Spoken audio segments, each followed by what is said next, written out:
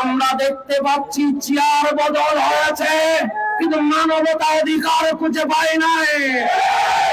আমরা জানিয়ে দিতে চাই, এই সোনার বাংলায় শহীদ ফারুকীর রক্ত এখনো লেগে আছে, আল্লামা বাকি বিল্লাহর রক্ত এখনো লেগে আছে, খাদিম লিয়াকতের রক্ত এখনো লেগে আছে, উদ্দিনের রক্ত এখনো লেগে আছে।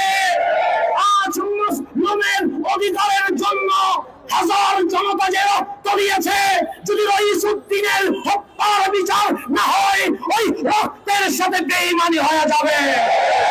আমরা প্রশাসনকে জানিয়ে দিতে চাই, উদ্দিনের হত্যার বিচার যদি দেরি করা হয়, বিপ্লব যেন মহাবিপ্লব আকার ধারণ না করে।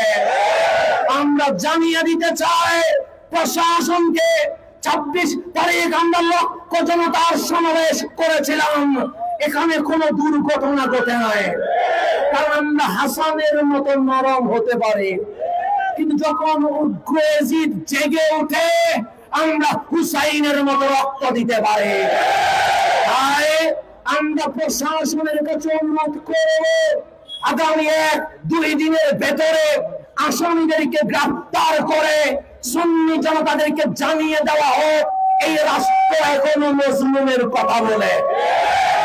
আমরা উদ্দিনের হত্যার বিচার না হওয়া পর্যন্ত আমরা রাজপথ কখনো ছাড়বো না ইনশাআল্লাহ।